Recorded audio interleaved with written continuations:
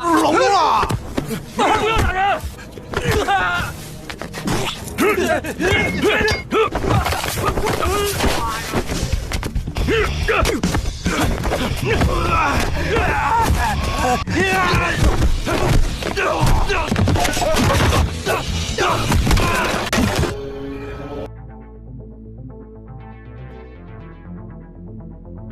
！Di awal film, kita akan diperkenalkan dengan Li Feng.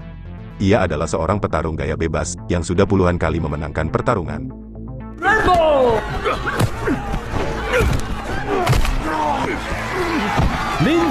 Malam itu, Li kembali keluar sebagai juara dan memenangkan imbalan uang yang banyak. Ketika akan meninggalkan arena, sambil membawa uang kemenangannya tersebut, Li malah dicegat oleh kelompok gangster. Karena si ketua gangster sangat marah dan tidak terima, Li malah memenangkan pertarungan malam ini. Padahal sebelum duel dimulai, Li dan si ketua gangster sudah sepakat kalau Li akan sengaja kalah dalam duel malam ini. Seperti pada duel pada malam-malam sebelumnya. Namun kenyataan malam ini justru sebaliknya, sehingga si ketua gangster rugi puluhan ribu yen akibat kalah bertaruh. Kemudian, si ketua gangster menugaskan semua anak buahnya untuk mengeroyok Li sampai mati. Akan tetapi, menghabisi seorang petarung pro tentu bukanlah hal yang mudah.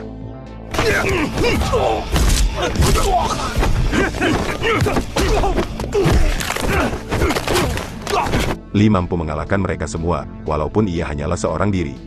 Ketika berusaha melarikan diri, di luar gedung tersebut, Li kembali diserang puluhan gangster yang terus berdatangan. Walau cukup kewalahan melawan mereka semua, Li tetap mampu bertahan.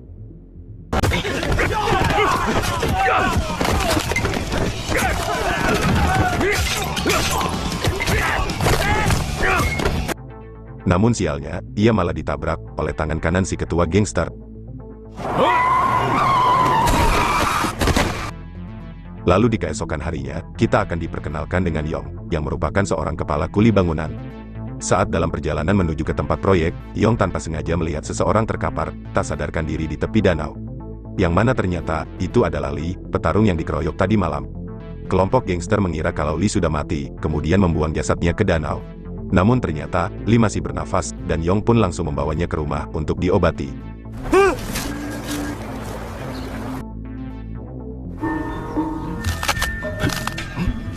3 jam kemudian, Li akhirnya sadar dari pingsannya. Namun akibat tabrakan tadi malam, membuat Li tak bisa mengingat apa-apa, alias amnesia total. Bahkan, namanya saja ia tidak ingat, apalagi tanggal lahir ataupun tempat tinggalnya. Hal ini tentu membuat Yong kebingungan, kemana ia harus mengantar Li pulang. Pada akhirnya, Yong memutuskan mengantar Li ke kantor polisi. Karena polisi pasti bisa membantu mencari tahu identitas asli Li dan juga tempat tinggalnya. Namun sebelum ke kantor polisi, Yong singgah dulu ke gedung proyek untuk mengarahkan para pekerjanya yang suka main-main ketika ia sedang tidak ada. Setelah itu, Yong lanjut membawa Li menuju ke kantor polisi. Ketika tiba di pasar, Li melihat seorang wanita diganggu oleh para preman lokal. Li yang memang memiliki jiwa seorang petarung, tentu tidak akan diam begitu saja. Hingga secara refleks, ia menolong wanita itu dan menghajar para preman tersebut.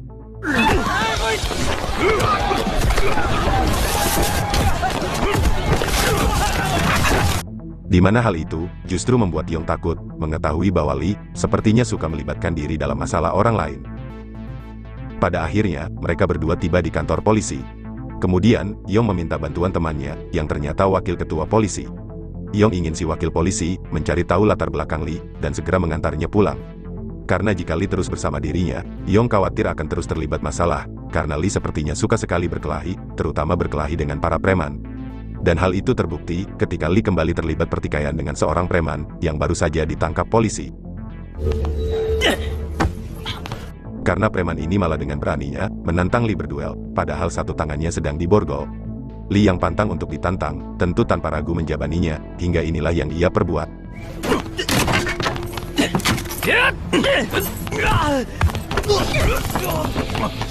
Kalau ketua polisi tidak segera melerai, mungkin si preman sudah masuk rumah sakit. Karena orang yang ia bawa telah membuat onar di kantor polisi, Yong pun langsung meminta maaf dan segera membawa Li pergi dari sana. Ketika tiba di pasar, Yong menyuruh Li untuk menunggunya di sana, karena ada sedikit urusan yang harus ia selesaikan. Padahal sebenarnya, Yong sengaja meninggalkan Li di pasar itu sebelum ia terkena masalah akibat ulah Li yang hobi berkelahi. 哦，这儿啊，哎，对对。 Namun sudah hampir 2 jam Li menunggu, Yong tak kunjung datang menjemputnya. Akan tetapi, Li terus saja menunggu Yong, walaupun dalam keadaan haus dan juga lapar. Wanita yang tadi ditolong oleh Li, merasa kasihan melihatnya, duduk sendirian di cuaca panas seperti ini.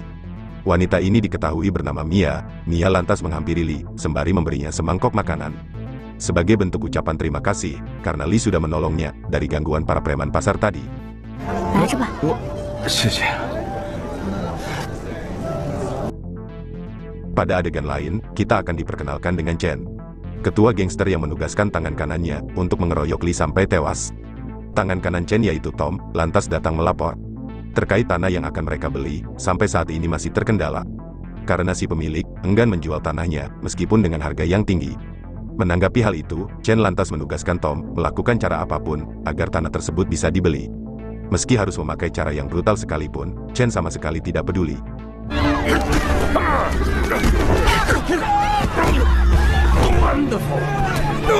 Ini adalah petarung baru Chen yang menggantikan posisi Li. Ia diketahui bernama Donnie. Chen memaksa Donnie wajib sengaja kalah pada setiap pertarungan. Sama seperti Li dulu saat masih menjadi petarungnya. Karena hanya dengan begitu, barulah Chen akan meraup keuntungan besar dari kekalahan petarungnya tersebut. Akan tetapi, sama seperti Li dulu, Donnie yang merupakan seorang petarung pro, jelas protes kalau harus sengaja kalah melulu. Belum lagi efek dari kekalahan tersebut, yang membuat Donnie harus babak belur, dan tak jarang masuk rumah sakit.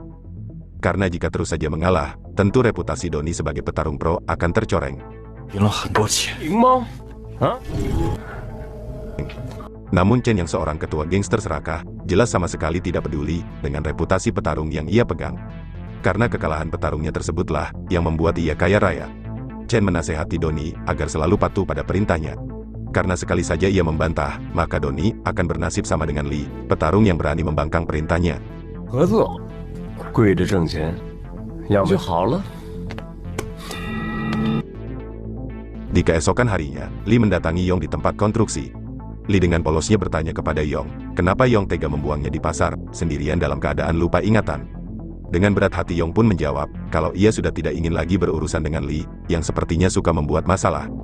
Bahkan dalam waktu beberapa jam saja, Li sudah terlibat 2 perkelahian, bahkan hampir melibatkan polisi. Mengetahui akan hal itu, Li pun langsung meminta maaf dan berjanji, kalau mulai hari ini, ia tidak akan pernah lagi terlibat perkelahian. Li bahkan membuktikan kepada Yong, kalau bakat yang ia miliki, bukan hanya jago baku hantam, tetapi ia juga berbakat sebagai kuli. Hingga pada akhirnya, Yong bersedia menerima Li sebagai pekerjanya yang baru. Mengingat, ia masih kekurangan kuli, tapi Yong menegaskan kepada Li, jika ia membuat onar lagi, maka ia terpaksa harus memecat Li dan membuangnya sekali lagi. Dan mulai hari itu, Li bekerja sangat giat, telaten dan berdedikasi tinggi dengan profesi barunya sebagai kuli. Dan di akhir bulan, Li pun menerima gaji pertamanya, yang membuatnya sangat senang. Kemudian, ia mendatangi Mia di pasar. Li memberi Mia uang untuk membayar makanan, yang waktu itu Mia berikan kepadanya.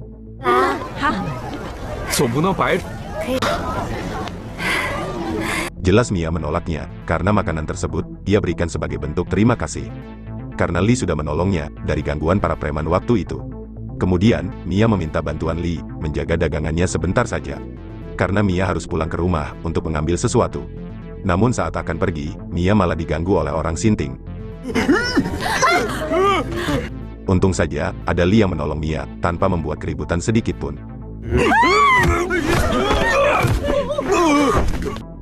Sejak hari itu pula, Mia dan Li menjadi dekat dan nyaman satu sama lain.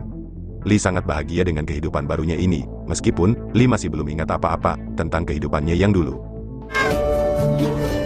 Sedangkan di tempat kerja, Li semakin giat hingga membuat Yong merasa sangat beruntung mempekerjakannya. Di saat sedang sibuk bekerja, geng preman malah datang dan menghajar para kuli di sana.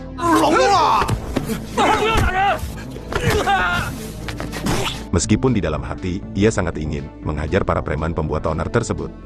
Namun ternyata, kesabaran Li setipis tisu, hingga inilah yang ia perbuat.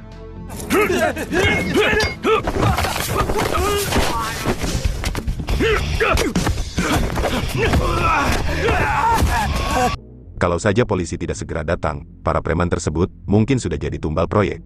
Wakil ketua polisi yaitu rekan Yong, mengatakan kalau para preman tersebut adalah utusan ketua gangster yaitu Chen. Mereka pasti akan datang lagi membuat onar, karena Chen yaitu si ketua gangster, mengincar tanah proyek bangunan tersebut.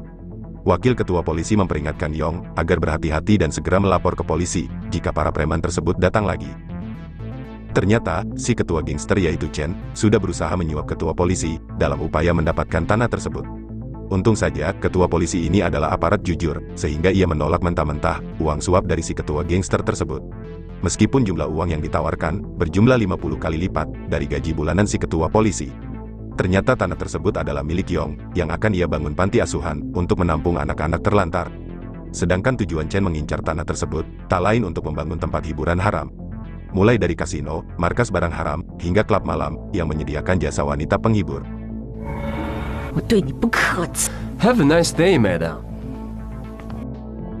Beralih ke Yong, yang terpaksa harus memecat Lee demi keselamatan nyawa Lee sendiri. Karena para preman tersebut pasti akan datang lagi untuk membunuh Lee yang telah mempermalukan mereka di depan para kuli bangunan. Yong juga berterima kasih kepada Lee yang rela mempertaruhkan nyawanya sendiri untuk menolong para kuli yang dihajar para preman tersebut. Kekasih Lee yaitu Mia tentu tidak akan tinggal diam saja.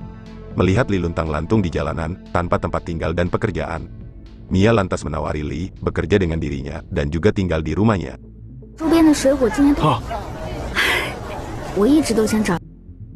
Di lain sisi, Chen yaitu si ketua gangster, jelas sangat marah besar mengetahui bahwa ternyata Lee masih hidup. Lee murka kepada para anak buahnya, terutama dengan si tangan kanan, yang tidak becus menghabisi Lee, yang hanyalah seorang diri. Namun di tengah itu, Donnie si petarung kembali protes kepada Chen, karena harus sengaja kalah lagi malam ini. Bahkan saking sudah tidak tahannya, Donnie berniat ingin menghajar Chen. Namun ia tidak berbuat apa-apa, karena si ketua gangster itu memegang senjata api. Alhasil, Donnie kembali berlutut dan meminta ampun kepada si ketua gangster.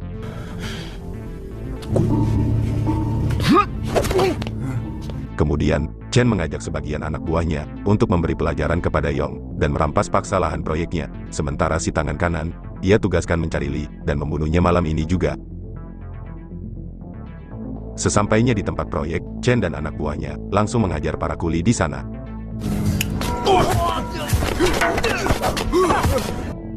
Di sini Yong sempat memohon agar Chen berhenti mengusik para kulinya.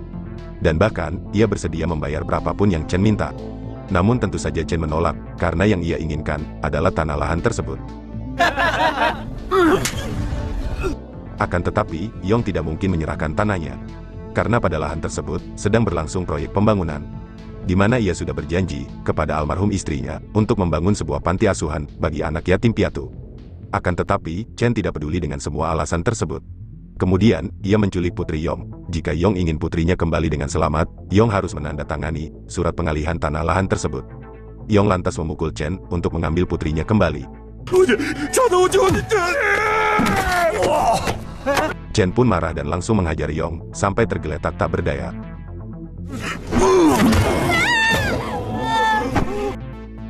Di waktu yang sama namun di tempat lain, Lee juga dikeroyok anak buah Chen.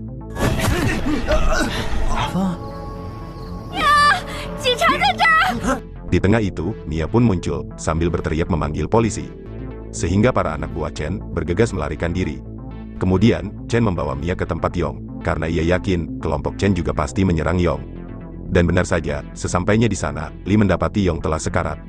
Sementara kelompok Chen telah pergi, sembari membawa putrinya.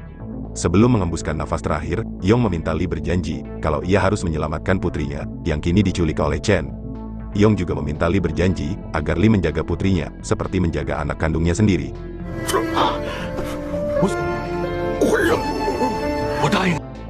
Kematian sahabat baiknya tentu membuat Lee sangat terpukul dan marah.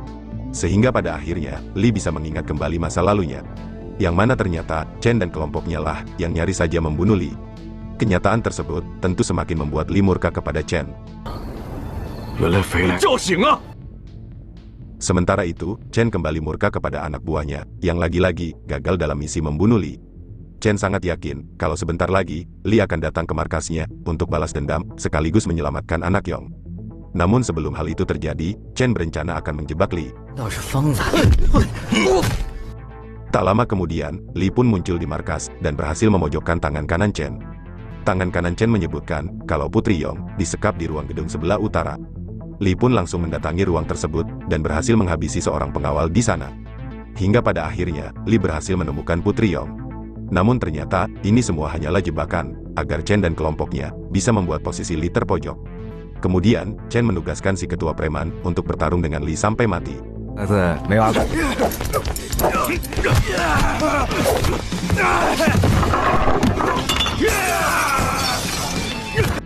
Namun di tengah duel, para kuli pun muncul dan terlibat baku hantam dengan semua anak buah Chen. Chen yang mendengar suara siren polisi, bergegas melarikan diri bersama dua orang anak buahnya. Sementara sebagian anak buah Chen yang lain berhasil diringkus oleh polisi, berikut dengan Li dan juga para kuli.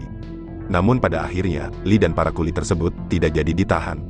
Mereka semua hanya diberi peringatan agar tidak bertindak gegabah seperti tadi, yang nekat menyerang markas kelompok gangster. Si ketua polisi lantas memberitahu bahwa Chen dan kelompoknya yang masih tersisa kini resmi menjadi buronan polisi. Lalu si ketua polisi lantas menyuruh Li menemui seseorang di ruang interogasi. Ternyata yang ingin bertemu dengan Li tak lain adalah Donnie. Ternyata ialah yang melapor kepada polisi terkait alamat markas persembunyian Chen dan juga kelompoknya.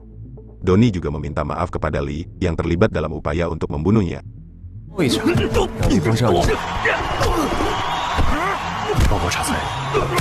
Termasuk terlibat dalam menabrak Li, sekaligus membuang jasad Li ke danau. Donnie terpaksa menuruti keinginan Chen, kalau tidak ia akan dihabisi.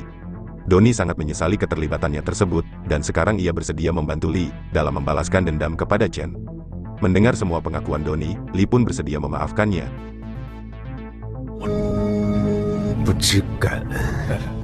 Sementara itu, si tangan kanan dan si ketua preman kini bersembunyi di sebuah gedung terbengkalai. Lalu si ketua preman melapor terkait status mereka bertiga sekarang yang menjadi buronan paling diincar polisi. Si tangan kanan juga menyebut perihal Donnie yang berkhianat dan kini bersekongkol dengan Li untuk membunuh Chen. Lalu kita akan diperkenalkan dengan Tomo, seorang master Muay Thai yang menjadi petarung legenda bawah tanah.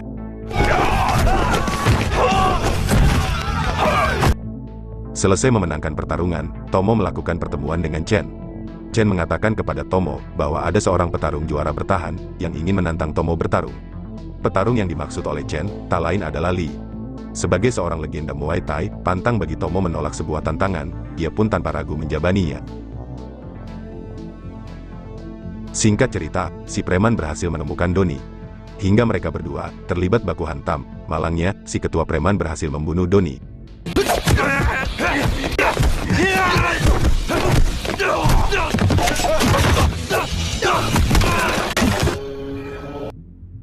Di keesokan harinya, Li lanjut melatih fisiknya untuk persiapan menghabisi Chen. Di tengah itu, Mia pun muncul dan minta dilatih oleh Li, agar ia bisa mempertahankan diri dari orang sinting yang kerap mengganggunya di pasar.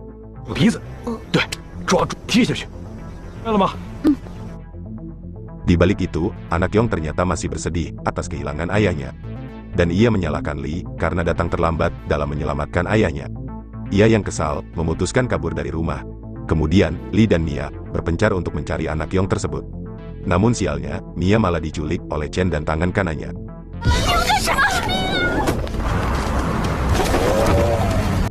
Dari atas jembatan, Chen mengatakan kepada Li kalau Lilah yang menyebabkan dirinya menjadi buronan paling diincar polisi.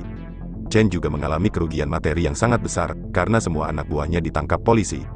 Jika Li ingin Mia selamat, Li harus bertarung dengan Tomo, yaitu si master Muay Thai. Apabila Li menang, Chen pun berjanji akan melepaskan Mia dalam keadaan hidup. Namun sebaliknya, jika Li kalah, maka Mia akan bernasib sama dengan Yong, yaitu Chen habisi dengan cara brutal. Karena Li sudah mempertaruhkan semua uang tabungannya yang masih tersisa untuk pertarungan sengit itu nanti.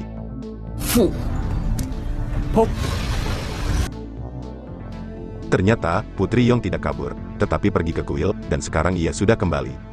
Kemudian, Yong melatih skill bela dirinya untuk persiapan melawan Tomo dalam upaya menyelamatkan kekasihnya. Sesampainya di markas persembunyian Chen, Li kembali berhadapan dengan si ketua preman. Namun kali ini, Li sudah tidak ragu lagi menghabisinya.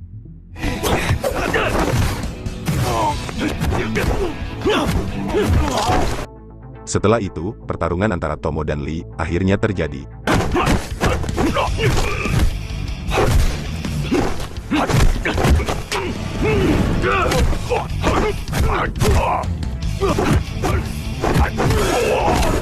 Li sempat dibuat kewalahan membaca gerakan sigap lawannya tersebut. Namun pada akhirnya, Lee berhasil menghabisi Tomo.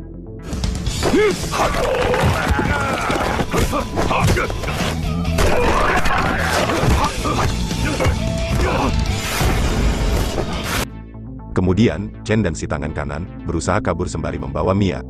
Akan tetapi, Lee berhasil mencegahnya. Chen lantas mengancam akan membunuh Mia jika Lee berani mendekat.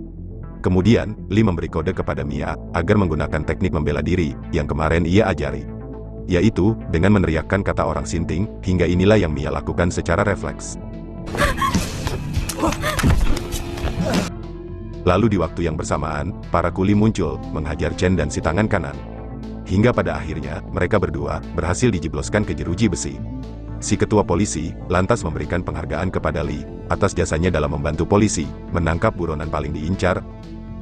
Adegan berpindah pada setahun kemudian, ternyata Mia dan Lee telah menikah, dan bahkan tidak lama lagi akan menimang momongan. Putri Yong juga sudah menganggap Mia dan Lee sebagai orang tua kandungnya sendiri, dan ia juga sudah tidak sabar menanti kelahiran adiknya. Lalu film pun tamat.